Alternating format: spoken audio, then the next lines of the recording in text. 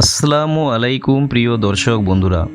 রমজান শেষে ঈদ আমাদের সকলের কাছে একটি খুশির বিষয়, কিন্তু আপনারা কি কখনো ভেবেছেন যে আমাদের কাছে যেটা অত্যন্ত খুশির বিষয় সেটা অন্য কারো কাছে কান্না আর আর্তনাদ হয়ে দাঁড়াবে?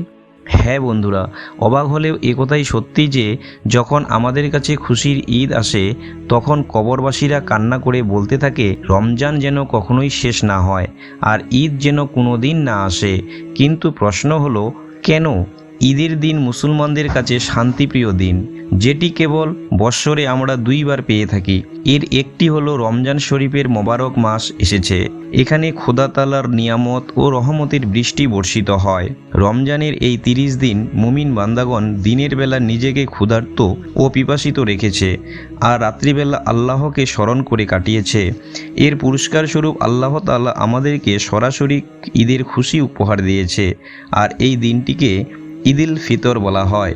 একটি রেওয়াতে এসেছে, যেদিন ঈদ উল ফিতরের দিন আসে তখন ফেরেশতারা রাস্তায় দাঁড়িয়ে থাকে আর বলতে থাকে যে, হে মুসলমানদের জামাত, তোমরা নিজের রবের দিকে ধাবিত হও, তিনি তোমাদেরকে একটি ভালো কাজের তৌফিক দান করবেন। তোমাদেরকে রমজান মাসে রোজা রাখার আদেশ করা হয়েছে আর তোমরা রেখেছ। তোমরা তোমাদের রবের আদেশকে মান্যতা করেছ, সেই জন্য তোমাদের ফল তোমরা ভোগ করো। যখন ঈদের নামাজ শেষ হয়ে যায় তখন ফেরেশতারা আওয়াজ দিয়ে বলতে থাকে যে, তোমরা খুশি হয়ে যাও, কারণ তোমাদের রব তোমাদেরকে মাগফিরাত দান করেছে। এবার তোমরা খুশি হয়ে নিজের নিজের ঘরে ফিরে যাও। যখন নবীজি মক্কা থেকে মদিনায় হিজরত করেছিলেন সেই সময় মদিনাবাসীরা বৎসরে 2 দিন উৎসব পালন করত। তা দেখে নবী করিম সাল্লাল্লাহু আলাইহি ওয়াসাল্লাম জিজ্ঞেস করলেন, এটাই কি? তখন মদিনাবাসীরা উত্তর দিল, ইয়া রাসূলুল্লাহ সাল্লাল্লাহু আলাইহি ওয়াসাল্লাম, আমাদের পূর্বপুরুষগণ বৎসরে এই 2 দিনে খুশির দিন পালন করত। এই কথা শুনে রাসূল সাল্লাল্লাহু আলাইহি ওয়াসাল্লাম ইরশাদ করলেন যে, এর থেকে আল্লাহ তাআলা তোমাদেরকে 2টি উত্তম দিন উপহার করেছেন।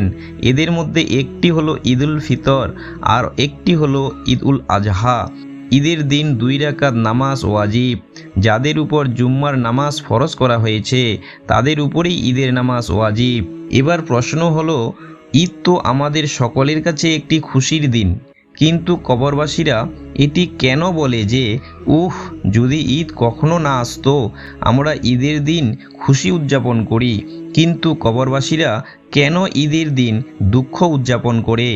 যখন আমরা রমজানের শেষে শপিং করে থাকি, আমরা ঈদের খুশিতে ব্যস্ত হয়ে থাকি আর বলতে থাকি ঈদ যেন তাড়াতাড়ি আসে, কিন্তু কবরবাসীরা এই দিনে সবচেয়ে দুঃখী হয়ে। রসুল সাল্লাল্লাহু আলাইহি ওয়াসাল্লাম বলেছেন যে, যখন রমজান মাসের চাঁদ দেখা যায় তখন কবরবাসীদের উপর আযাব বন্ধ করে দেওয়া হয়, জাহান্নামের দরজা বন্ধ করে দেওয়া হয় আর জান্নাতের দরজা খুলে দেওয়া হয়। এই সময় কবরবাসীরা ভীষণ খুশি হয়ে যায় আর বলতে থাকে যে, আমাদের উপর আযাবকে তুলে নেওয়া হয়েছে।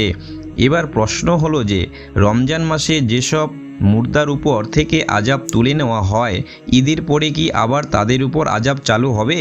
এক্ষেত্রে বলা হয় যে, এমন কিছু মুর্দা থাকে যাদের উপর আযাব চাপানো হয় না, কিন্তু এমন কিছু কবরবাসী রয়েছেন যাদের উপর আবার পুনরায় আযাব চালু হয়ে যায়, আর এর জন্যই তারা খুবই দুঃখী হয়ে পড়ে আর কান্না ও আর্তনাদ করতে থাকে।